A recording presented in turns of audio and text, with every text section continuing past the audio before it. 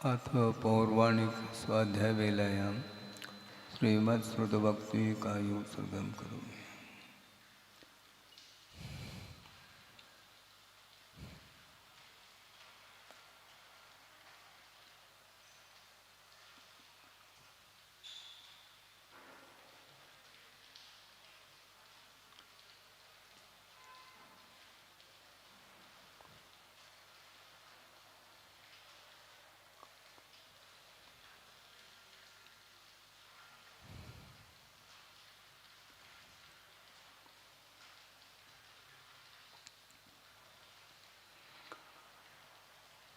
ओकारं बिन्दुसंयुक्तं नित्यं ध्यायन्ति योगिनः कामदं मोक्षदं चैव ओंकाराय नमो नमः।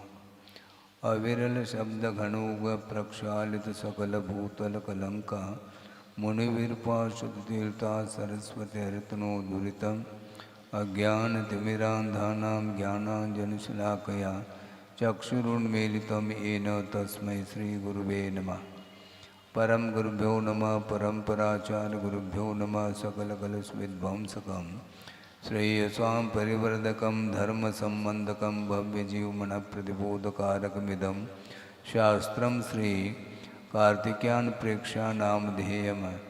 अस्य मूलग्रन्थकर्तारः श्री सर्वज्ञदेवाः तदुत्तरग्रन्थकर्तारः श्री गणधरदेवाः प्रतिगणधरदेवाः येषां वचोनुसारमासाद्य श्रीमत् आचार्य प्रवर श्री कार्तिकेय देवैर्विरचितं मंगलम भगवान वीरो मंगलम गौतमो गणे मंगलम कुंदकुंदाद्यो जैन धर्मोस्तु मंगलम सर्वमंगलमांगल्यम सर्वकल्याणकारकं प्रधानं सर्वधर्माणां जैनं जयतु शासनम्। कोटिशतं द्वादशैव कोटि लक्षाणि शीतिस्त्रिकाणि चैव पंचाशदष्टौ च सहस्रसंख्यमेतत्श्रुतं पंचपदं नमामि। अर्हन्तभासयत्तं गणहरदेवे गन्त्यं सम्मं प्रणमामि मध्यजुत्तो सुज्ञानमहो वहिं शिरसा इच्छामि वन्ते सुधभक्ति कावसुकुदसालोचे अंगोवंग पयनय पावड़य परियम सुत्त परमाणुग पोगय चूलिया जैव सुत्तय थ्वेदम कायम सैनिचकल मज्जे में पूजे में वंदामि नमंसामि दुःखकौ कमकौ भूलाओ सुगै गमनम समाय मरणम जनगुण संपत्ति होदमध्यम। अथ पौर्वाणिक स्वाध्याय वेलायां श्रीमद् आचार्य भक्ति का उत्सर्गम करोमि।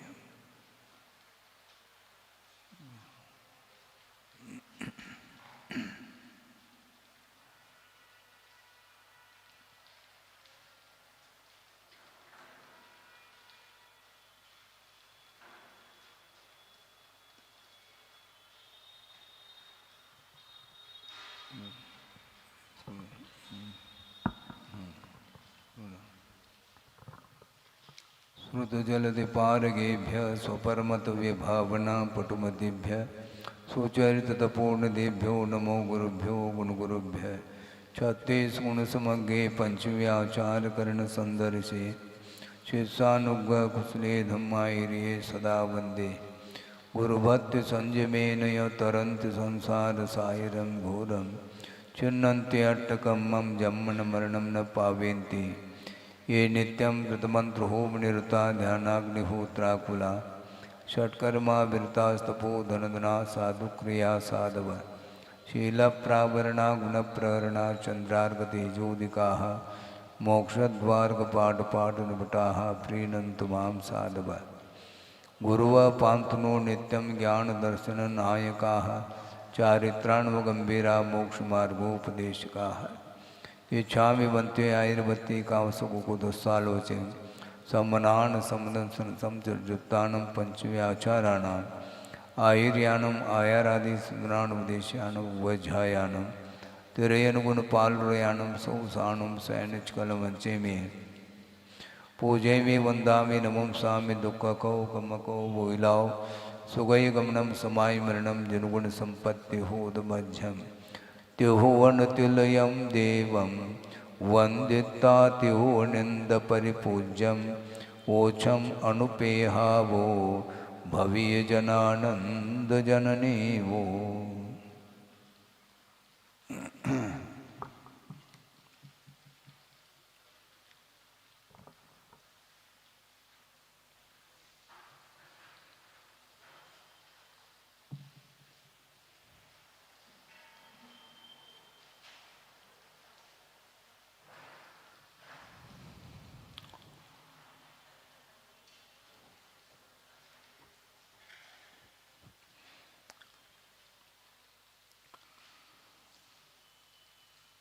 आगम में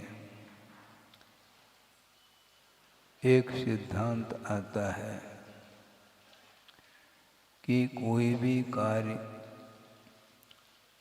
होता है वह बिना कारण के नहीं होता। चाहे शुभ परिणाम हो चाहे अशुभ परिणाम हो, इनके लिए कारण आवश्यक है। और वस्तुतः अंतरंग कारण ही बलवान होता है, बहिरंग कारण उतना बलवान नहीं होता जितना कि अंतरंग कारण को माना है। प्राथमिक अवस्था में बहिरंग निमित्तों से भी बचने के लिए उपदेश है। परिणामों में कलुषता जो आती है वह बाहरी पदार्थों के निमित्त को लेकर के आती है। इसलिए बनती कोशिश उन पदार्थों से अपने आप को मुख मोड़ना आवश्यक होता है, जिसको नो कर्म बोलते हैं। कर्म का बंध भी नो कर्म के निमित्त से होता है और उसका फल भी द्रव्य क्षेत्राधिक जो है नो कर्म है, उनके निमित्त को लेकर के ही कर्म अपना फल देता है। नो कर्म का फल नहीं होता किंतु कर्म का फल होता है, किंतु नो कर्म के निमित्त से वह मिलता है।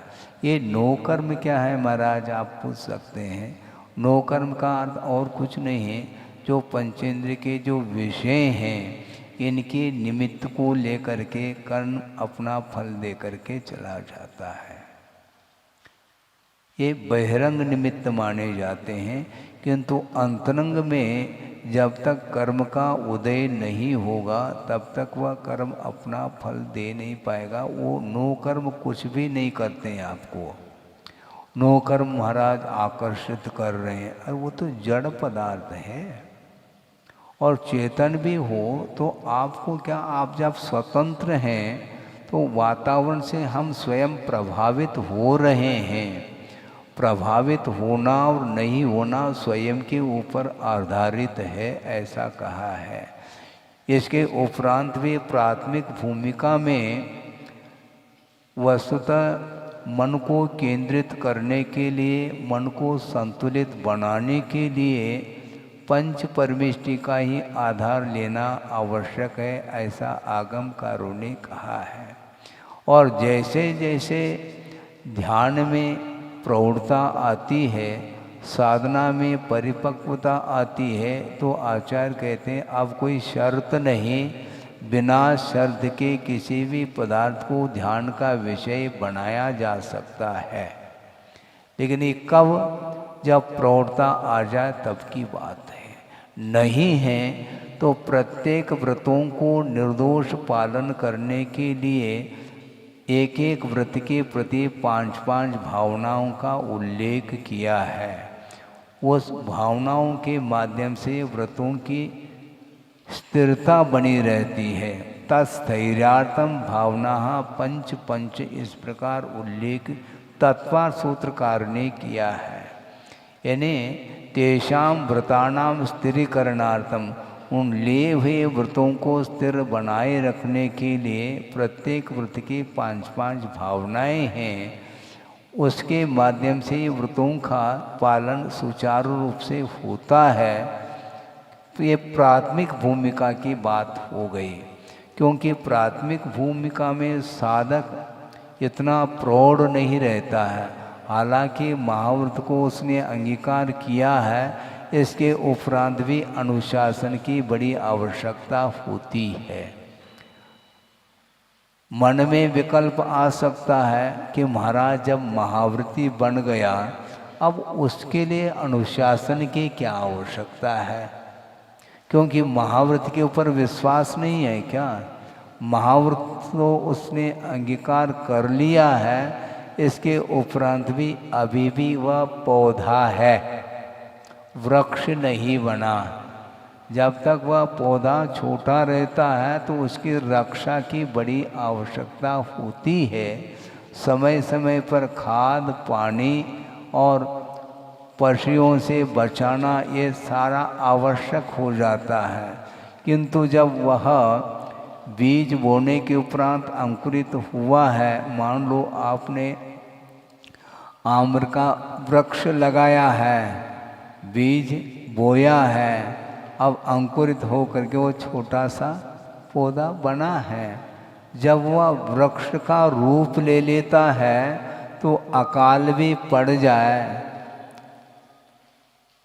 अतिवृष्टि नहीं अनावृष्टि भी हो जाए, अकाल भी पड़ जाए, तो उसकी जड़ें इतनी मजबूत और गहराई तक पहुंच गई हैं, वो जहाँ कहीं भी गहराई में जल है, पानी है, उसको वह जड़ के माध्यम से उसको ग्रहण कर लेता है। वह वृक्ष उसके पास क्षमता है।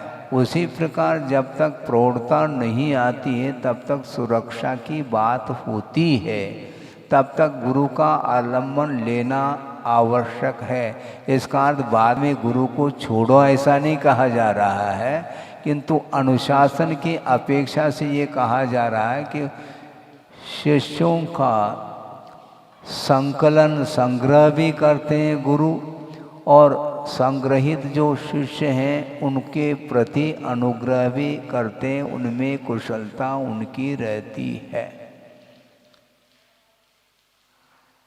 अनुशासन के बिना विकास नहीं हो सकता रत्नत्रय का। रत्नत्रय को ग्रहण करना अलग वस्तु, और ग्रहण किए हुए जो रत्नत्रय हैं उसमें विकास होने के लिए आलम्बन की आवश्यकता है, अनुशासन की बड़ी आवश्यकता है।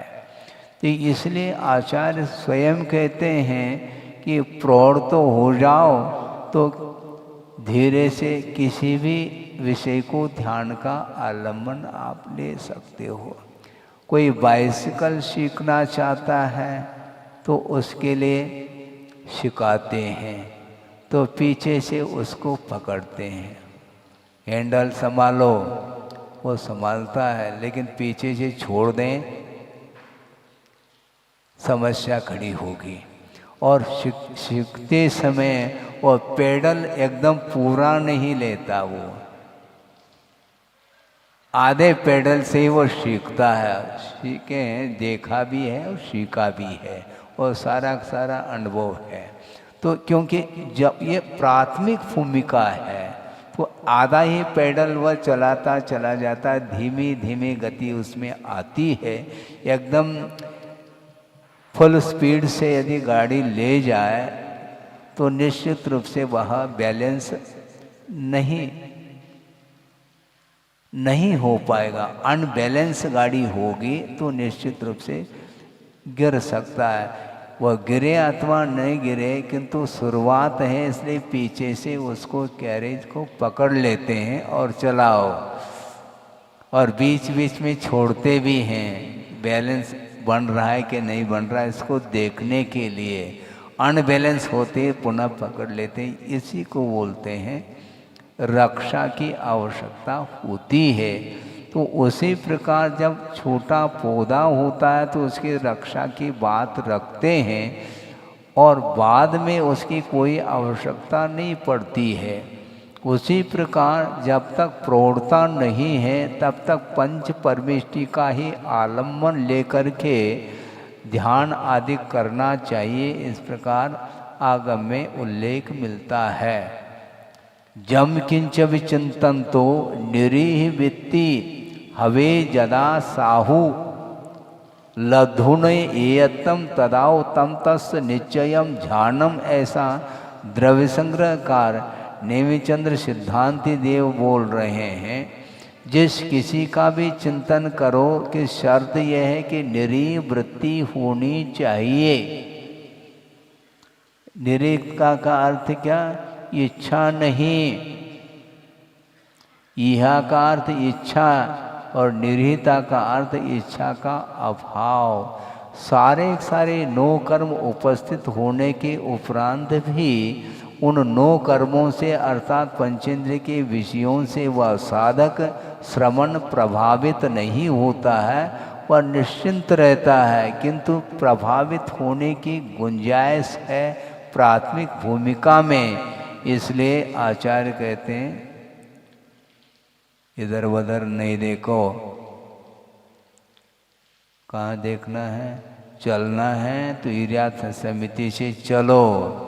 यदि विहार आदि नहीं करते हैं, बैठे हैं, तो इधर उधर नहीं देखो।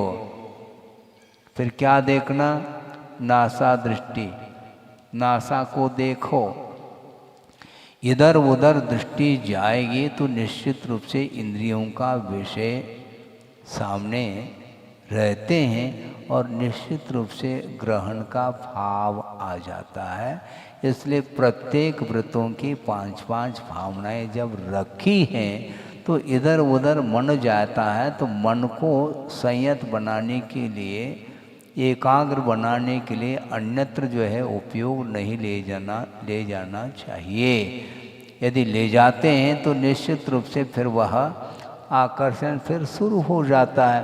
क्यों? पुराने संस्कार है। अर्थ ये, हम पदार्थ सामने होते हुए भी, उन पदार्थों को जानते हुए भी उससे यदि आकर्षण नहीं है तो आपके लिए कोई भी बाधक नहीं है वो पदार्थ। किंतु उससे यदि आप प्रभावित हो रहे हैं तो उपयोग को वहाँ से हटाइएगा। पदार्थ को नहीं हटाया जाता है, उपयोग को हटाना है। क्योंकि ज्ञेय पदार्थ का अर्थ जानने योग्य पदार्थ होते हैं, वे चेतनात्मक पदार्थ होते हैं। अमूर्त पदार्थ भी ज्ञेय के रूप में आते हैं, किंतु अमूर्त पदार्थ कभी भी आपको प्रभावित नहीं करते और न उनसे आप प्रभावित हो सकते हैं। मात्र वह बुद्धि का विषय बन रहा है, किंतु इंद्रिय का विषय वो नहीं बन सकते। इसलिए किंतु जो चेतनात्मक जो मूर्तिक वस्तु हैं वो आपको प्रभावित कर सकते हैं अथवा उनसे आप प्रभावित हो सकते हो। इसलिए उस ओर आपको उपयोग नहीं ले जाना चाहिए। कमजोरी स्वयं की है। वातावरण तो रहेगा, हाँ, राग का वातावरण रहेगा। आप मान लो चक्षु इंद्रिय को भी संयत हम बना सकते हैं, नासा दृष्टि, लेकिन अब कर्णेंद्रिय को क्या किया जाए? आंख कान में उंगली डालें क्या? ऐसा तो बनता नहीं। गीत संगीत सुनने को मिल सकता है, तो अब क्या करें महाराज? उधर ध्यान नहीं देना। बस ये बहुत कठिन है, कठिन तो है। ध्यान आपका आत्मा में होना चाहिए, अथवा जो भी पदार्थ है उस पदार्थ के स्वरूप की ओर ही आपका उपयोग जाना चाहिए। और स्वरूप की ओर उपयोग न जा करके उसकी जो अन्यान्य जो पर्याय हैं, जो कि वो इंद्रिय के विषय बनते हैं, उस ओर यदि उपयोग आपका जाएगा तो निश्चित रूप से आप उन पदार्थों से प्रभावित होंगे। और पदार्थों से आप प्रभावित हो रहे हैं तो निश्चित रूप से मोह से आप प्रभावित हैं, ये स्पष्ट ज्ञात हो जाता है। किंतु जिसकी प्रौढ़ता है वो देखता हुआ भी नहीं देख रहा है। पश्यन् अपि न पश्यति, देखता हुआ भी वह नहीं देख रहा है। ब्रुवन् अपि न ब्रूते, वह बोलता हुआ भी नहीं बोल रहा, अर्थात बोलने की इच्छा नहीं उनकी। किंतु निवेदन आपने किया है ना महाराज, 8:30 बज गया है, हाँ, 2 शब्द हम लोगों के लिए, तो बोलना तो पड़ेगा। बोलने की कतई इच्छा नहीं है, किंतु बोले बिना, उपदेश दिए बिना दूसरे का उपयोग भी नहीं लग सकता है ना। आपका उपयोग अपने आप नहीं लग रहा है, इसलिए लगाने के लिए हम प्रयास कर रहे हैं। हाँ, आपका कहीं न कहीं उपयोग जा रहा है, और जाएंगे, उठ करके भी जा सकते हैं, कोई दिक्कत नहीं है उसमें। जाना तो है क्योंकि आपका विषय है। तो मैं ये कह रहा था कि ज्ञेय ज्ञायक संबंध अलग है और विषय विषय संबंध अलग है। वही पदार्थ आपके इंद्रिय के विषय बन सकते हैं और वही पदार्थ मात्र ज्ञान के विषय बन करके रह सकते हैं। ये कुशलता आपकी है। पदार्थ को जानते हुए भी पदार्थ से प्रभावित नहीं होना, मोहित नहीं होना, यह आत्म पुरुषार्थ माना जाता है। क्योंकि पदार्थों को आप कब तक हटाओगे? कब तक हटाओगे? और मान लो श्रवण है, वो उनको ध्यान करना है, एकांत स्थान है, किंतु वह बगीचा है मान लो, वहाँ पर रंग बिरंगे फूल दिखाई पड़ रही हैं और सुगंधित हैं। अब नाक को बंद कर लें क्या? प्राणायाम है, क्या करेंगे उसको? वह घ्राणेन्द्रिय का विषय तो बनेगा, सुगंधि तो आएगी, वो आएगी, किंतु आपको उधर नहीं जाना।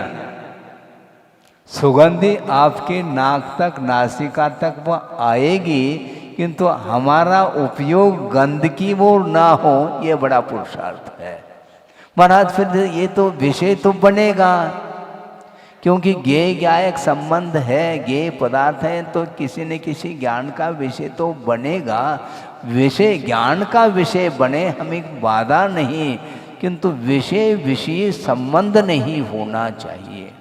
यानी इंद्रियों के द्वारा वह पदार्थ ग्रहित होने के बाद भी यदि हम उन पदार्थों से प्रभावित यदि नहीं होते हैं तो वह ज्ञेय बन करके रह जाएंगे। ये बहुत कठिन कार्य है। जब यह विषय श्रवण के लिए कष्ट साध्य है तो फिर श्रावक की क्या स्थिति बनेगी? सोचो, विचार करो, भारी समस्या है। कर्णेंद्रिय का विषय अलग है, चक्षुन्द्रिय का अलग है, घ्राणेन्द्रिय का अलग है, रसनेन्द्रिय का अलग है, स्पर्शनेन्द्रिय का अलग है, और मन के चारों विषय बनते हैं, पांचों बनते हैं।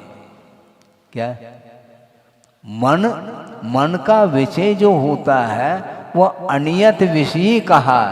मन का विषय नियत नहीं है, क्योंकि मन के माध्यम से पांचों इंद्रियों का ग्रहण हो रहा है। सामने पदार्थ नहीं होते हुए भी स्मृति का विषय बन जाता है, तो भिन्न भिन्न इंद्रियों के जो विषय हैं वह स्मरण में आ रही हैं। इसके कारण पदार्थों की अनुपस्थिति में भी रागादिक भाव उसके अंदर आ जाते हैं। तो सामने पदार्थ उपस्थित हो जाए तो कहना ही क्या फिर है? क्या कहना फिर उसको? अपने आप को संभाल नहीं पाता है। तो महाराज एक बार एक छात्र आया, महाराज हम बहुत प्रयास मैं करता हूँ, मन केंद्रित नहीं हो पाता। हाँ, 18 घंटे पढ़ाई करनी पड़ती है, मैं पढ़ता भी हूँ, किंतु मन हमारा केंद्रित नहीं हो पाता। मन हमेशा अस्थिर बना रहता है, इसको कैसे स्थिर करें? अब हमने सोचा कि समस्या तो खड़ी है तुम्हारे सामने, हमारे सामने तो कोई समस्या नहीं है, केंद्रित कैसा करें? तो हमने उनको ये कहा कि भैया मन को केंद्रित करना है तो सर्वप्रथम इंद्रियों को नियंत्रण में रखना चाहिए, क्योंकि मन यदि संतुष्ट होता है तो इंद्रियों के विषयों के माध्यम से वह संतुष्ट होता है। मन में पहले इच्छा जागृत होती है कि अमुक वस्तु को मैं देखूं, प्रसंग देखने को लेकर के बना रहा हूं, क्योंकि भिन्न भिन्न इंद्रियों के विषय होते हैं। अमुक वस्तु को देखने का भाव मन में पहले आता है, फिर बाद में उसकी पूर्ति होती है आँखों के द्वारा। महाराज हम कैसे मन को केंद्रित करें? पहले चक्षु इंद्रियों को नियंत्रण में रखो। महाराज हम आंख मेज करके भी बैठ जाएं तो भी मन उधर ही जाता है, जाने दो उसको रोकने का पुरुषार्थ मत करो, क्योंकि उसका स्वभाव है। मन जाएगा, उसको आप रोक नहीं सकोगे। यदि उसको नियंत्रण में रखना है, उसको स्थिर बनाना है, तो उसकी विधि यही है कि आंख में छो आप। फिर महाराज हमेशा आंख को बंद करें क्या?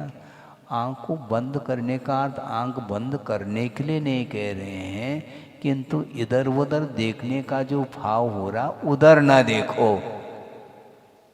कहाँ देखो महाराज? किताब खोलो और किताब को पढ़ो। इधर उधर क्यों देख रहे हो तुम? इतना भी नहीं करोगे तो तुम्हारा मन तुम्हारे हाथ में नहीं है, तो मेरे हाथ में वह मन कैसा आ सकता है? मन आपका और मैं संयत बनाऊं ऐसा संभव नहीं। मेरा मन ही नियंत्रण में नहीं आ पा रहा हूँ, बार बार मैं पुरुषार्थ कर रहा हूँ, तब उसमें सफलता परसेंटेज में मिल रही है। तो आपका मन और मैं उसको संयत बनाऊं ये संभव नहीं है। इसलिए क्या करें महाराज?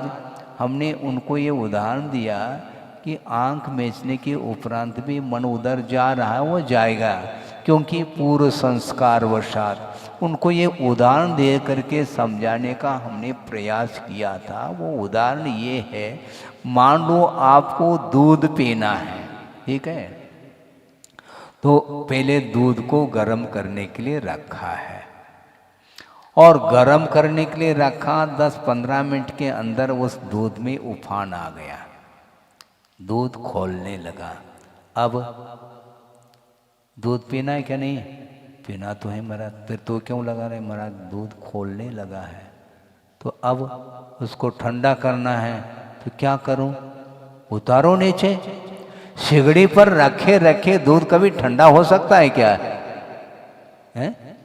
दिमाग से सोचो थोड़ा। यदि दूध को गर्म किया है तो अग्नि के संपर्क में वह दूध गर्म हुआ है, तो सिगड़ी से आपको नीचे उतारना पड़ेगा, पहली बात। दूसरी बात यह है कि उतारने के उपरांत जस्ट आप पीना प्रारंभ करोगे तो बात बनेगी नहीं। महाराज हमने सिगड़ी से तो उतार लिया, उतार तो दिया पूर्व संस्कार वशात। उसको नॉर्मल होने में, सामान्य होने में कम से कम 15-20 मिनट, आधा घंटा चाहिए, तब कहीं जाकर के वह दूध ठंडा हो पाएगा।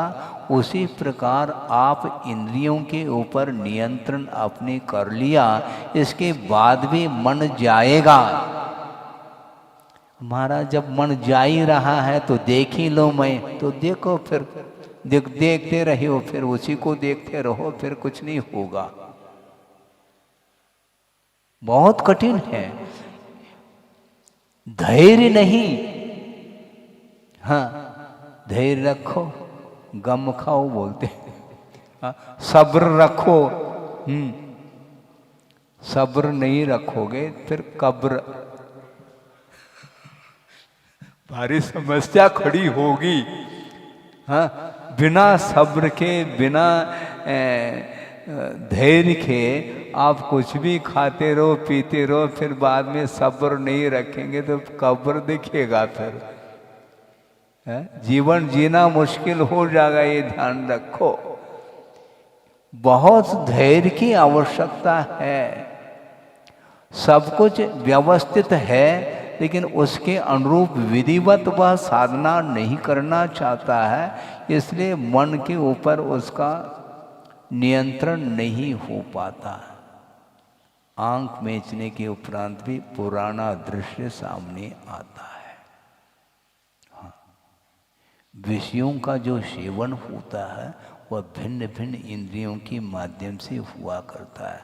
आपने तत्पर सूत्र यदि पढ़ा हो तो उसका प्रसंग थोड़ा सा बनाना चाहता हूँ, क्योंकि अभी 10 लक्षण पर्व के लिए थोड़ा समय है। वहाँ उस समय तो देंगे विषय, किंतु अभी भी प्रसंग के अनुरूप देना चाहते हैं कि जो विषयों का सेवन है, जिसको प्रसंग बना रहे हैं अब्रह्म को लेकर के, जो अब्रह्म का जो सेवन होता है वह भिन्न भिन्न इंद्रियों के माध्यम से भी होता है। चतुर्थ अध्याय में उमा स्वामी महाराज ने इस प्रसंग को दिया है। भवनत्रिक से लेकर के सौधर्म ऐशान सर्ग तक के जो देव हैं, उनका जो प्रविचार अर्थात जो अब्रह्म सेवन है वह मनुष्य के समान है, ऐसा कहा। क्योंकि अति संक्लेश परिणाम वाले वो देव माने जाते हैं, और सौधर्म ईशान के बाद के जो देव हैं उनमें संक्लेश में कमी आती है। इसलिए काय प्रविचारा आ ऐशानाथ, ऐसा कहा। ऐशान स्वर्ग तक के देव अपने देवांगनाओं के साथ मनुष्य के समान वासना की पूर्ति कर लेते हैं। परस्पर में एक दूसरे की यह परिणति बनती है। उसके बाद शेषाहार स्पर्श रूप शब्द मन प्रविचारा, शेष ऊपर के जो स्वर्गीय देव हैं वे कुछ स्वर्ग तक के देव तो अपने देवांगनाओं के स्पर्श के माध्यम से उसकी पूर्ति कर लेते हैं। मनुष्य के समान क्रिया नहीं होगी, किंतु स्पर्श के माध्यम से अब्रह्म की पूर्ति होती है। उसके बाद कुछ स्वर्ग तक के देव अपने देवांगनाओं के रूप के अवलोकन करके उसकी पूर्ति कर लेते हैं। इससे स्पष्ट है कि रूप के अवलोकन के माध्यम से भी राग का ग्रहण होता है, वासना अब्रह्म का सेवन होता है। उसके बाद कुछ आगे जाने के बाद जो स्वर्गीय देव हैं वे शब्द के माध्यम से गीत संगीत इत्यादि के माध्यम से उसकी पूर्ति होती है।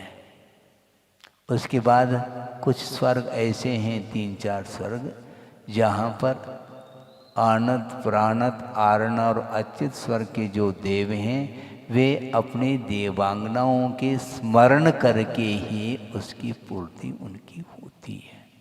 इससे स्पष्ट है मन के माध्यम से भी प्रविचार हो रहा है। न स्पर्श किया, न रूप का अवलोकन किया, न कर्णेंद्रिय का कोई विषय बना, गीत संगीत आदि।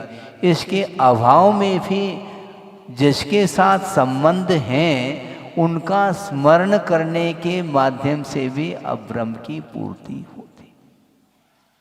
इस प्रकार भिन्न भिन्न इंद्रियों के माध्यम से ये विषयों का सेवन होता ही रहता है। इसलिए मन को संयत बनाना चाहो तो सर्वप्रथम इंद्रियों को नियंत्रण में रखना चाहिए।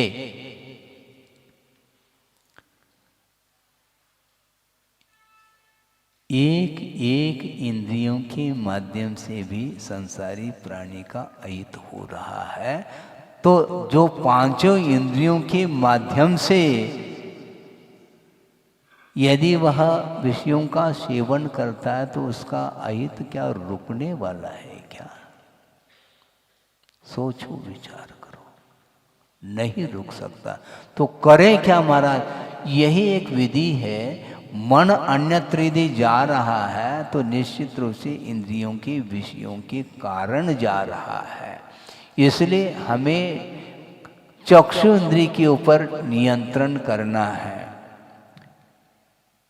फिर क्या करें महाराज? आंखें मिली हैं, प्रभु का दर्शन करो। सुन रहे क्या? नहीं? हाउ तो यहीं के लिए हाउ बोलते हैं। अब बाहर जाने के उपरांत वहां के लिए हाउ बोलेंगे और क्या करेंगे? हाँ? प्रभु के दर्शन करते समय कभी भी मन में विकृति नहीं आती, क्योंकि वीतराग मुद्रा का दर्शन हम कर रहे हैं। और मान लो कोई ये भी कह सकता है कि महाराज मंदिर में जाने के बाद प्रभु के सामने भी हमारा मन नहीं लगता है, हम क्या करें? तो प्रभु को छोड़ करके अन्यत्र तुम कहाँ जाना चाहते हो जहां पर तुम्हारा मन लग जाए? इसलिए नहीं लग रहा है क्योंकि निरंतर आपने जिन पदार्थों का संपर्क किया है उसके जो संस्कार जो बने हुए हैं अनंतकालीन, वो संस्कार वो समाप्त नहीं हो पा रहे हैं। इसलिए प्रभु के समीप आने के उपरांत में मन में विक्षिप्तता बनी रहती, मन विक्षिप्त होता है और अविक्षिप्त जो मन है वही तत्व में ठहर जाता है, ऐसा कहा। अविक्षिप्तम मनस्तत्वम विक्षिप्तम भ्रांतिरात्मनः। आत्मा का जो स्वरूप है वह क्या है? अविक्षिप्त मन ही आत्मा का स्वरूप है, ऐसा कहा है। और विक्षिप्त जो मन है वही आत्मा की भ्रांति, ऐसा कहा है। ये जो भ्रांति उत्पन्न हो रही है वो किसके कारण है? स्वरूप से हट गए भ्रांति, और स्वरूप में आ गए तो भ्रांति का अभाव हो जाता है। मन जो बार बार विकृत हो रहा है वो मोह के कारण हो रहा है। इसलिए मोह से अपने आप को ऊपर उठाने का आपको पुरुषार्थ करना है, दूसरा कोई भी करके दे नहीं सकता, दूसरा केवल समझा सकता है। उपदेश आदि के माध्यम से शिष्य को गुरु समझा सकते हैं, एक बार नहीं बार बार भी समझा सकते हैं। इसके उपरांत भी पुरुषार्थ स्वयं को ही करना पड़ता है। इसलिए प्राथमिक भूमिका में जिस किसी भी वस्तु को ध्यान का आलम्बन नहीं लेते हुए, नहीं करते हुए आलम्बन, उसका पंच परमिष्टि का ही आधार लेने के लिए आचार्य बार बार कह रहे हैं। इसलिए उनको बात समझ में बाद में आ गई, क्योंकि दूध तो पीना है, दूध पीना है तो भैया सिगड़ी से नीचे उतारो। और सिगड़ी से नीचे उतारते समय आप क्या करते हैं? सीधा हाथ से नहीं उतारते, नहीं तो हाथ उंगली जल जाएंगे। कपड़े से अथवा और कोई भी जो साधन है संसी क्या बोलते हैं, हाँ, उससे पकड़ करके नीचे उतारते हैं उसको। कुछ लोगों की धारणा है, इसलिए आपके सामने रखना चाहता हूँ। विद्वान होने के कारण कुछ धारणाएं विपरीत भी होती चली जाती हैं। स्वाध्याय करने के उपरांत में वस्तु तत्व के स्वरूप को समझते हुए भी धारणाएं विपरीत होती चली जाती है। कुछ लोगों का कहना है कि महाराज द्रव्य तो त्रिकाल शुद्ध है,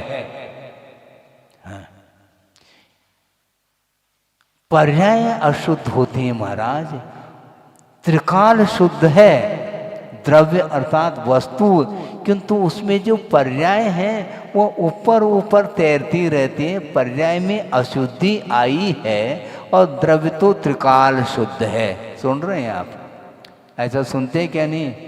स्वाध्याय के दौरान स्वाध्याय सुनो थोड़ा ही बहुत, जो करने वाले इस प्रकार के भी स्वाध्यायशील बंधु होते हैं। त्रिकाल शुद्ध है महाराज, ये पर्याय में अशुद्धि है, क्योंकि आचार्यों ने कहा है ना, सवे शुद्धाव शुद्ध नया, इसलिए हम शुद्ध हैं। पर्याय में अशुद्धि है। अच्छा, हम दिखाते हैं पर्याय में कैसी अशुद्धि होती है, द्रव्य कैसा शुद्ध होता है। खोलता हुआ पानी है, प्रयोग नहीं करना है, उनके लिए कहा जा रहा है जिनकी धारणा है त्रिकाल शुद्ध है द्रव्य, पर्याय तो अशुद्ध है। पर्याय ऊपर ऊपर से अशुद्धि, पर्यायों में अशुद्धि आती है, द्रव्य में कोई अशुद्धि नहीं। तो एक बाल्टी पानी है, खोलता हुआ है, उसमें हाथ डालोगे क्योंकि त्रिकाल शुद्ध है वो। क्यों हंस रहे हो भाई साहब? केवल पर्याय में अशुद्धि। जल गर्म हुआ, जल तो शीतल है। जल का स्वभाव क्या है? शीतलता। स्वभाव के अपेक्षा से शीतलता है, किंतु वर्तमान में वह आमूल चूल वह जल गर्म हो चुका है। हाथ डालोगे तो हाथ जलेगा। ठीक है, फिर तो हम भी ये कह देते भैया हाथ तो पर्याय है, द्रव्य तो शुद्ध है ना। हाथ जल गया फिर ट्रीटमेंट नहीं करना चाहिए बोल करके भी, क्योंकि पर्याय में अशुद्धि है तो पर्याय का ट्रीटमेंट क्यों करते हो? द्रव्य का तो करने की आवश्यकता नहीं आपको है। द्रव्य तो मिट ही नहीं सकता, द्रव्य जब अविनश्वर है इसका कोई ट्रीटमेंट संभव ही नहीं। उपचार द्रव्य का नहीं होता, पर्याय का उपचार करना है तो कर लो, फिर पर्याय महाराज पर्याय तो है। तो इस प्रकार एकांत से पकड़ करके वह चलता है ऐसा है ही नहीं। आपके अंदर जो परिणाम राग द्वेषात्मक उत्पन्न हो रहे हैं इससे स्पष्ट है आपका वह द्रव्य अशुद्ध रूप में है। अन्यथा संसारिणो मुक्ताश्रय ये भेद कर ही नहीं पाएंगे अपन। स्वभाव की दृष्टि से उसको शुद्ध है ऐसा इसलिए कहा क्योंकि उसमें शुद्धत्व की शक्ति विद्यमान है, न कि वर्तमान में वह शुद्ध है। वर्तमान में वह शुद्ध नहीं, वर्तमान में वह अशुद्ध ही है, क्योंकि पर्यायार्थिक नहीं के अपेक्षा से उसमें अशुद्धि तो आई है। अन्यथा संसार दशा क्या वस्तु हमें बताओ। कर्म का क्षय करो, क्योंकि कर्म क्षय करने की कोई आवश्यकता नहीं, क्योंकि न बंध है न मोक्ष है निश्चय में। निश्चय में तो कुछ है ही नहीं, तो निश्चय में तो कोई उपदेश देने की कोई आवश्यकता नहीं। किसके लिए उपदेश दें हम? इस प्रकार एकांत से वह वस्तु को जानता है, इसलिए वह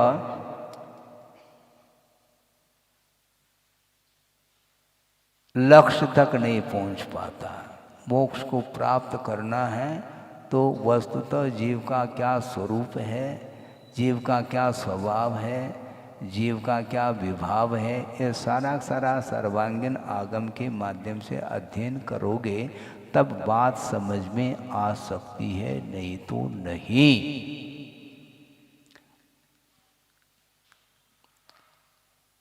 दूध है, दूध में घी है? क्यों? नोट्स बाद में करो। दूध में घी है क्या? नहीं है तो स्वाद आना चाहिए।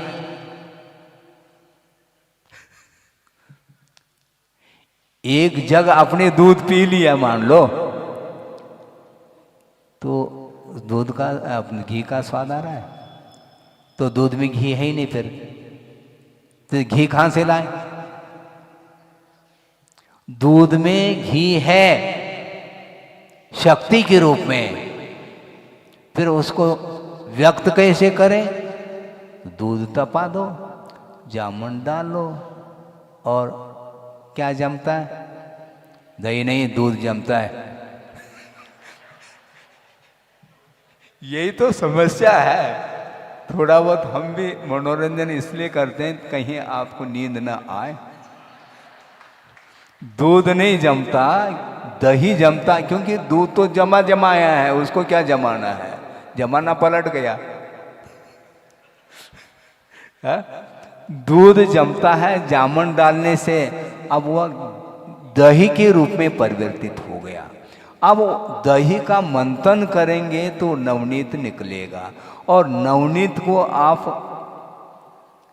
तपाएंगे तो उसमें जो कुछ भी शेष जलांश है वह सब दूर हो जाता है, भाप बन करके वो जलांश उड़ जाएगा, फिर वह घी मानी जाती है, उसमें सुगंधी आती है। दूध की कोई सुगंधी है क्या? है? दूध में घी है क्या? नहीं है तो स्वाद लो, नहीं। इसका अर्थ वह शक्ति के रूप में उसकी अभिव्यक्ति विधिवत होगी। उसी प्रकार जीव जो है आत्मा शुद्ध है, यानी अभी वर्तमान में शुद्ध नहीं, किंतु उसमें शुद्ध बनने की शक्ति विद्यमान है। विधिवत उसको शुद्ध बनाना है। रत्नत्रय की आराधना करने से कर्म का क्षय होगा, और कर्म का क्षय होगा तो निश्चित रूप से मोक्ष का लाभ होगा। तो मुक्ति का स्वाद उसमें आएगा। 14वें गुणस्थान के अंत तक शुद्धत्व संभव नहीं है। केवल ज्ञान हो गया है, केवल ज्ञान होने के उपरांत अरहंत अवस्था प्राप्त हुई है, किंतु अरहंत अवस्था भी जीव की वह स्वाभाविक परिणति नहीं, क्योंकि अभी शरीर के साथ है। परमात्मा है क्या? नहीं, परमात्मा तो है, किंतु सकल परमात्मा है, निकल परमात्मा नहीं। कल का अर्थ शरीर होता है, जो शरीर के साथ जो अवस्था है अनंत अवस्था, वह सकल परमात्मा के रूप में है। केवल ज्ञान तो उन्हें प्राप्त हो गया, किंतु शरीर से जब अतीत होंगे तब सिद्ध अवस्था आएगी, सिद्धत्व का वहाँ पर स्वाद आएगा। घी जो है ना शुद्ध परमेष्टि का प्रतीक है और नवनीत अरहंत परमेष्टि का प्रतीक है, ऐसा गुरुदेव ने कहा था।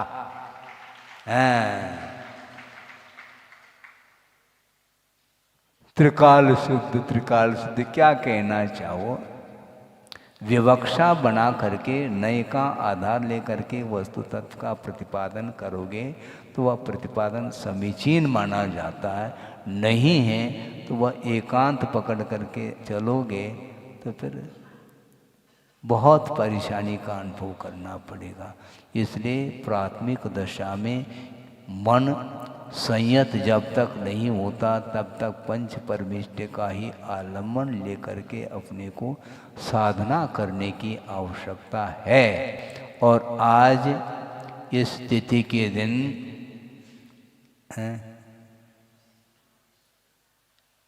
नेमिनाथ भगवान को जन्म और तप अर्थात इस दिन उन्होंने दीक्षा ली थी, और इसी तिथि के दिन आनंद सागर जी की भी दीक्षा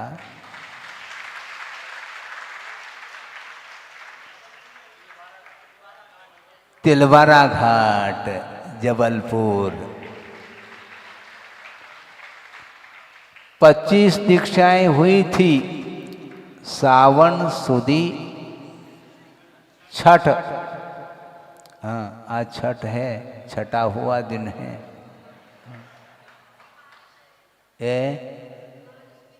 बारिश बहुत हुई थी बता रहे हैं।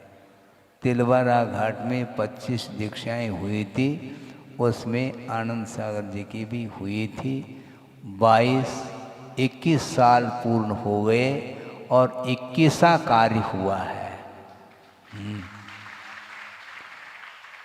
22वें साल में प्रवेश उन्होंने किया है और 22 परिचय सहन कर रहे हैं।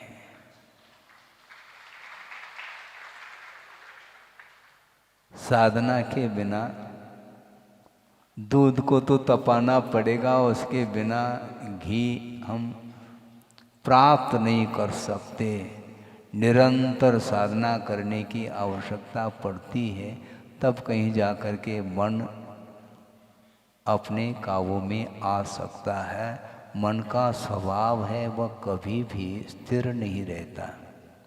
गुरुदेव ने ये कहा था, अपने मन के ऊपर भी विश्वास नहीं करना चाहिए।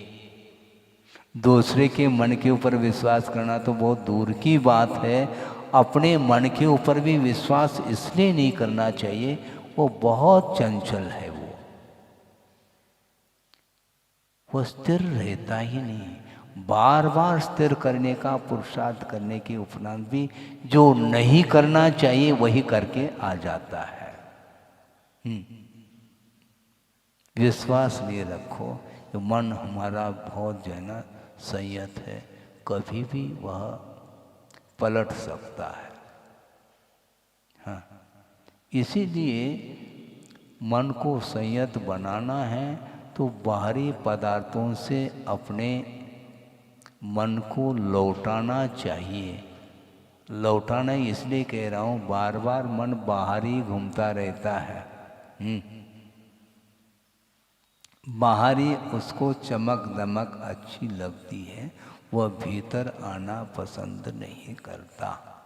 और आज भीतर आएंगे तो केवल कोई देखेगा ही नहीं, आत्मा तो दिखेगी नहीं, दिखती क्या नहीं महाराज? आत्मा तो अमूर्त बताया आपने, अमूर्त तो बताया, लेकिन उसका संवेदन थोड़ी अमूर्त होता है, संवेदन भी तो हो सकता है उसका। तो महाराज वह किसी भी इंद्रिय का जब विषय नहीं बन रहा है आत्म तत्व, फिर उसका स्वाद कैसा आएगा? एक बार की बात है, हमने स्वयं ही अपनी तरफ से प्रश्न बना करके पूछा था, आज और पूछ रहा हूं।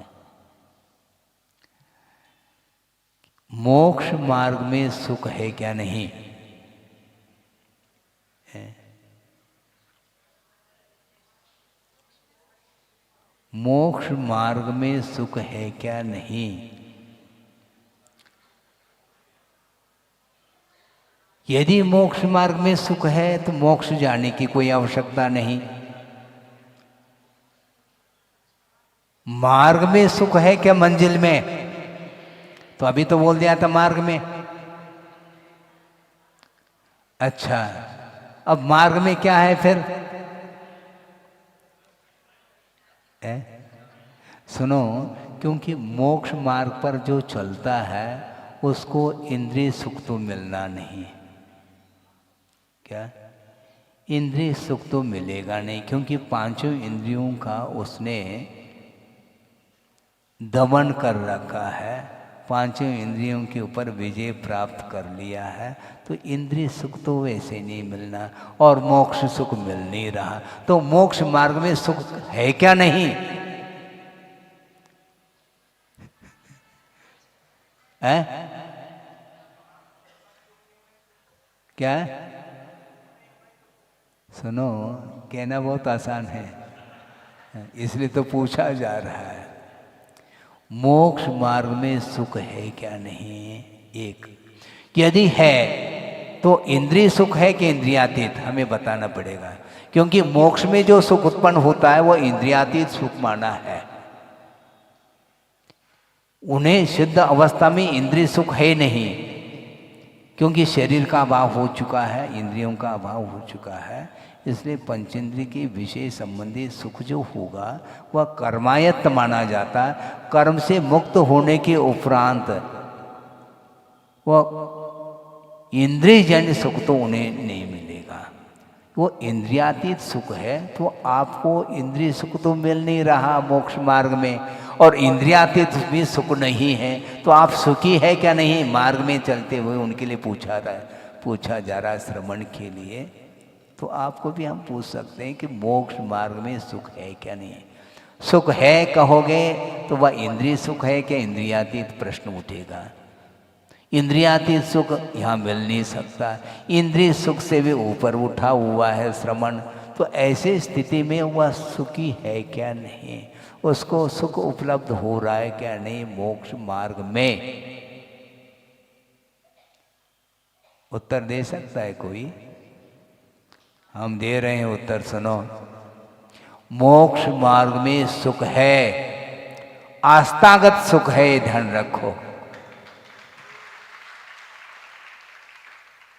विश्वास यदि है तो मोक्ष में वह सुख का, मोक्ष मार्ग में सुख का अनुभव कर सकता है। आस्थागत सुख है, विश्वास का सुख है कि इसी मार्ग पर चलने से मुझे मुक्ति मिलेगी, यह प्रगाढ़ विश्वास हो चुका है। इसमें जो आनंद आता है वही मोक्ष मार्ग में आनंद माना जाता है। और ये आस्थागत जो सुख है ये काष्ठागत सुख के लिए कारण है। काष्ठागत सुख विद्या विभुवम विबलम भजन्ति दर्शन शरणा। इस प्रकार आचार्य समंतभद्र महाराज ने रत्नकर्ण श्रावकाचार्य के अंदर कहा है। यानी सुख की पराकाष्ठा यदि है तो वह मोक्ष में है, उसको प्राप्त करने के लिए आस्था की बड़ी आवश्यकता है। तो आस्थागत जो सुख है यानी विश्वास संबंधी जो सुख है, वही सुख जो है वह सुख की पराकाष्ठा तक ले जाने में कारण सिद्ध होता है। इसलिए विश्वास के बल पर ही श्रवण मोक्ष मार्ग में कदम रखता है, वस्तुतः उसको और कोई इंद्रियजन्य सुख मिल ही नहीं रहा है, क्योंकि 22 परिसों को सहन करना है। एक नहीं, दो नहीं, क्षुधा, तृषा, शीत, उष्ण, ध्वंस, मशक आदि आदि। इसमें मानसिक परिचय भी होते हैं, उनको भी सहन करना, इन्हें विजय प्राप्त करता है। तो परिसों के ऊपर विजय प्राप्त करने वाला जो श्रवण होता है, उस समय उसको इंद्रियजन्य जो वेदना उत्पन्न हो रही है उस ओर उसकी दृष्टि नहीं है। मिलते हुए सामग्री को भी, विषय सामग्री को भी उसने मुझे नहीं चाहिए इस प्रकार संकल्प लिया है। और आनंद सागर जी महाराज ने भी इसी दिन संकल्प लिया था। अब पंचेंद्र के विषय अनंत काल से उसका सेवन किया है, अब क्या सेवन करना। और यंग एज में दीक्षित हो गए हैं वो। और आपके लिए भी पंचम काल है, उनके लिए भी पंचम काल है। हाँ। तो काल क्या करता है? काल क्या पकड़ रहा है क्या आपको? काल कुछ नहीं करता, एक मानसिकता। हाँ, ये ठीक है, काल का प्रभाव एकांत से नहीं है ऐसा नहीं कह रहा हूँ, क्योंकि भरत और ऐरावत क्षेत्र में काल का प्रभाव है ऐसा आगमकार भी कह रहे हैं। किंतु वर्तमान में मुक्ति भले ही नहीं, किंतु मोक्ष मार्ग नहीं ऐसा नहीं कहा जा सकता है। कर्म सिद्धांत के अनुरूप हीन सनन के साथ भी मुनि बन सकता है और भावलिंगी मुनि हो सकता है, इसमें कोई दो राय नहीं। सप्तम गुणस्थान तक 6 सनन में से किसी भी सनन का उदय हो सकता है, इसमें बाधा नहीं है। इसलिए हीन सनन के साथ भी रत्नत्र की आराधना आज इस विषम काल में भी हो सकती है, होती है, ये विश्वास है। इसलिए श्रवण आज भी बन रहे हैं और साधना में रत है। इसीलिए वस्तुतः उपयोग जो है अपने नियंत्रण में जब तक नहीं रहेगा मन, तब तक आपका मन बाहर जाता है। तो ऐसी स्थिति में ये जो पंचेंद्र के विषय हैं, इनकी अनुपस्थिति में भी मन विक्षिप्त हो सकता है पूर्व संस्कार वशात, जैसे कि 16वें स्वर्ग में भी मनोजन्य प्रविचार को स्वीकार रहा है। आनत, प्राणत, आरण, अच्युत, ये 4 सर्वों में मन के माध्यम से वासना की पूर्ति हो रही है। सोचो, विचार करो। अब ब्रह्म इस प्रकार जो है परेशान करता है संसारी प्राणी को। इसलिए हमारा कहना है कि गृद्धता, आसक्ति कम होनी चाहिए। इसलिए जो मोबाइल में और टेलीविज़न आदि में जो दृश्य देखने को मिलता है उसको ब्रेक लगाना चाहिए। नहीं है, बहुत नैतिक पतन होता चला जा रहा है, मर्यादाएं लांघते चले जा रहे हैं। आप गृहस्थ है, मैं मानता हूं, किंतु राग की एक सीमा होनी चाहिए। मैं इसलिए कह रहा हूं क्योंकि स्वाध्याय का प्रसंग है। इस समय यदि नहीं कहूँगा तो कब कहूँगा? बहुत कठिन है, ये बहुत ही कठिन है। आप अन्यथा न लें कि मोबाइल एक ऐसी वस्तु है, उसमें उसको मैं आग समझता हूँ, और उस मोबाइल में अश्लील दृश्य भी हैं,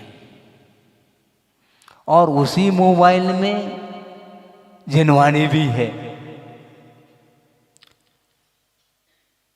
आगम की गाथाएं, सूत्र आदि आदि उसमें हैं, और बस इधर गाथा भी पढ़ ली, सूत्र भी पढ़ ली, बस हो गया 2 मिनट, फिर दूसरा आ गया। ये सब क्या है? और दूसरी बात है कि उस मोबाइल को आप लोग जेब में रखते हो और कहां कहां पर घूम करके आते, मुझे बताओ आप। जिनवानी की क्या दशा हो रही है? अशुद्ध स्थान पर भी आप चले जाते हैं और मोबाइल आपकी जेब में है, यानी मोबाइल में जिनवानी है और अशुद्ध स्थान पर आप गए हैं। आप सुन रहे हैं? इसको ध्यान में रखो, कम से कम आज से प्रारंभ करो। वो समय तो कम से कम उसको कहीं भी सुरक्षित रख करके चले जाओ तो अच्छी बात है। ये लेकिन हो रहा है, ये होता है क्या नहीं? इसको रोको, क्योंकि देव गुरु शास्त्र का विनय बहुमान समाप्त होता चला जा रहा है। आप श्री जी को तो मस्तक पर उठा करके धीरे से, छोटी भी प्रतिमा हो तो यूं भक्ति के साथ, आदर के साथ, और उनकी वाणी की क्या दशा हो रही, जिनवाणी की क्या दशा हो रही है, ये नहीं होना चाहिए। एक तो वो आग है, आप वीतरागी नहीं, मैं मानता हूं, किंतु राग की एक सीमा होनी चाहिए। हाँ, इसी को संयम बोलते हैं। अति सर्वत्र वर्जित कहा है। आप है ठीक है, किंतु उसमें सीमा होनी चाहिए। मैं पुराना प्रसंग आपके सामने रख 2 मिनट में और पूर्ण कर रहा हूँ। गाथा तो पढ़ी नहीं, किंतु जीवन गाथा सबकी है, एक सी चल रही है। 50, 55, लगभग 60 साल पुराना वह प्रसंग आपके सामने रख रहा हूँ। कल्चर जो उस समय था वो बड़ा अद्भुत था। वो उस समय माहौल कुछ ऐसा था कि एक तो टेलीविज़न भी नहीं थे उस समय, ना मोबाइल था, कुछ भी नहीं था उस समय। और टॉकीज में पिक्चर देखने के लिए लोग जाते थे। लेकिन आप आश्चर्य करेंगे कि साल भर में बड़े मुश्किल से 1 अथवा 2 पिक्चर, और उसमें भी यदि वह शिक्षाप्रद यदि मान लो पिक्चर है, सिनेमा जिसको बोलते हैं, तो देखेंगे, अन्यथा वो भी नहीं। और आज क्या हो गया? कितना बदल गया संसार, ये बोलते हैं आप लोग। सूरज न बदला, चांद न बदला, ना बदला आसमान, ये भजन बोलते हैं। तो ये संसार इतना बदल गया है जिसकी कोई सीमा है क्या? हद हो गई। रात दिन राग का दृश्य देखना कहाँ तक उचित है और कहाँ तक उसका संस्कार बच्चों के ऊपर आएगा? गर्भ में शिशु है, थोड़ा होशियारी से आप लोगों को क्रियाओं को करना चाहिए कि गर्भस्थ शिशु के ऊपर क्या संस्कार आएंगे, हैं? कुंद कुंद उनका पालन कैसा किया होगा उनके माता पिताओं ने। पालना में शिशु है, कैसा पालन किया होगा। और आज भी संसार चल रहा है। समय ज़्यादा नहीं, समय हो तो उस समय और इस प्रसंग को विस्तार के साथ बताया जा सकता है। लेकिन कम से कम आज से इसको आप ध्यान रखेंगे, कम से कम अशुद्ध स्थान में मोबाइल को नहीं ले जाना चाहिए, क्योंकि उसमें जिनवानी आदि भी उसमें आपने फीड कर रखा है। हाँ, शुद्ध वस्त्र पहन करके स्वाध्याय करना चाहिए, शुद्ध वस्त्र पहन करके पूजन करना चाहिए। पूजन आप चाहे गुरु का करो, चाहे भगवान का करो, 16 के वस्त्र के माध्यम से द्रव्य को चढ़ाना चाहिए, हमारा कहना है। ये सब प्रमाद हो रहा है, ध्यान नहीं जाता, प्रतिदिन करते हैं। अब देखो, भगवान की पूजा करेंगे तो इस ड्रेस पर नहीं करेंगे, और गुरु की चल जाएगा। तो चलाने से चल रहा है, चलती का नाम गाड़ी है, गाड़ी बोल रहे हैं और चल रही वो। इसीलिए इसमें कौन सा श्रम हो रहा है? कौन सी परेशानी हो। वैसे ही 20, 25, 50 जोड़ी जब आप वस्त्र रखते हो तो एकाध 16 का वस्त्र रख करके उसके माध्यम से ये सारे धार्मिक क्रियाएं करें तो उसके माध्यम से परिणामों में पवित्रता उज्ज्वलता आती है। मन इसलिए विकृत होता है, शरीर शुद्ध नहीं, खान पान शुद्ध नहीं, इसलिए वचनों में भी शुद्धता नहीं आती और मन में भी पवित्रता नहीं आती है। इसलिए ये सब कुछ राग ये अनंत काल से करते आए, कब तक और करोगे। और ये सब अनित्य है, क्या ले जाना है क्या। भवांतर में यदि जाता है संसारी प्राणी, उसके साथ क्या जाने वाला है। मोबाइल लेकर के जाओगे, टेलीविज़न, मोबाइल, फ्रिज, कार सब बेकार छोड़ कर के जाना पड़ेगा। शरीर भी जब यहीं रह जाएगा तो जमीन जायदाद सोना चांदी आदि आदि कुछ भी साथ जाने वाला नहीं। यदि जाता है तो कर्म ही चला जाता है। पुण्य और पाप का अर्जन यदि किया है तो वही साथ चला जाता है। धर्म जाएगा अथवा अधर्म जाएगा, पुण्य जाएगा अथवा पाप जाएगा। इसलिए जब इस प्रकार की स्थिति है, ये श्रद्धान का जब विषय बन रहा है तो निश्चित रूप से अपने मन के ऊपर नियंत्रण रखने की बड़ी आवश्यकता है। उसके बिना कभी भी संसारी प्राणी की उन्नति संभव नहीं। आत्मोन्नति के लिए बहुत संयम की बड़ी आवश्यकता है। जहाँ आप रहते हैं रहें, किंतु थोड़ा सा नियंत्रण में यदि रहेंगे तो निश्चित रूप से मोक्ष मार्ग पर चलने की भावना आपके अंदर भी जागृत हो सकती है। जिस प्रकार आनंद सागर जी के मन में भाव आया और गुरुदेव के चरणों में अपने आप को समर्पित करके जनलिंग को धारण उन्होंने किया है। और आप लोग दर्शन करते हैं तो वीतरागता का दर्शन करने के उपरांत हमारे राग में कमी आनी चाहिए। विषयों के प्रति राग बढ़ता चला जा रहा है, उसमें परसेंटेज पूरा तो संभव नहीं। कोई वादा नहीं, टेंशन नहीं करो। टेंशन करने से काम नहीं चलता है, इंटेंशन बदलो। हाँ, क्योंकि जैसा है वैसा कहना तो पड़ेगा। और आपने ही बिठाया महाराज उपदेश दो, हम आलोचना नहीं कर रहे हैं। आलोचना समालोचना समीक्षा की बात नहीं, किंतु ऊपर यदि उठना चाहो राग से तो धीरे धीरे धीरे ऊपर उठो तो निश्चित रूप से विकास हो सकता है। इतना ही पर्याप्त है। बोधि समाधि परिणाम शुद्धि स्वात्मोपलब्धि शिव शोक सिद्धि चिंतामणिम चिंतित वस्तुदाने त्वां वंदमानस्य ममास्तु देवी। परम पूजाचार्य गुरुवर श्री विद्यासागर जी मुनि महाराज की जय।